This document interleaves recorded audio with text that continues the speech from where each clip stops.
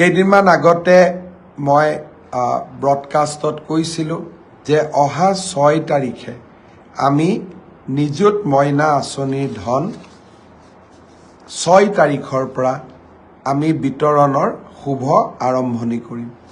মই আজি পুনৰ দোহাৰিছোঁ যে অহা 6 তাৰিখে প্ৰত্যেকটো বিধানসভা সমষ্টিত অনুষ্ঠিত হ'বলগীয়া এখন সুন্দৰ সভাৰ মাজেৰে আমি নিযুত মইনা আঁচনিৰ শুভা আৰম্ভণি কৰিম। এই মাহত আমি সকলো ছাত্ৰীক একোখনকৈ ড্ৰাফ্ট দিম আৰু অহা মাহৰ পৰা অৰ্থাৎ নৱেম্বৰ মাহৰ পৰা এই ধন ডিবিটি যোগে সকলো ছাত্ৰীৰ এই আঁচনিত যোগ্য বুলি বিবেচিত হোৱা প্ৰতিগৰাকী ছাত্ৰীৰ বেংক একাউণ্টলৈ আমি ট্ৰান্সফাৰ কৰিম।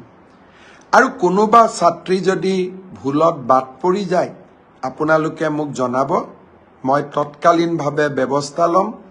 মই বিশ্বাস কৰোঁ যে উচ্চতৰ মাধ্যমিকত প্ৰথম বৰ্ষত নামভৰ্তি কৰা ছাত্ৰী, স্নাতক পৰ্যায়ত নামভৰ্তি কৰা প্ৰথম বৰ্ষৰ ছাত্ৰী আৰু বিশ্ববিদ্যালয়ত নামভৰ্তি কৰা প্ৰথম বিভাগৰ ছাত্ৰী সকলোৱে এই আঁচনিৰ হিতাধিকাৰী ৰূপে যোগ্য।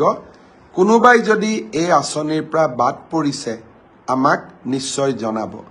অৱশ্যে সেল্ফ ফাইনেন্স কোৰ্চত পঢ়া ছাত্ৰীসকল এই আঁচনি পোৱাৰ বাবে যোগ্য হ'বনে নাই তাৰ বিষয়ে শিক্ষা বিভাগত মন্থন চলি আছে। সেইবাবে সেল্ফ ফাইনেন্সত পঢ়া ছাত্ৰীসকলক কিছু দিন অপেক্ষা কৰিবৰ বাবে মই অনুৰোধ জনাম।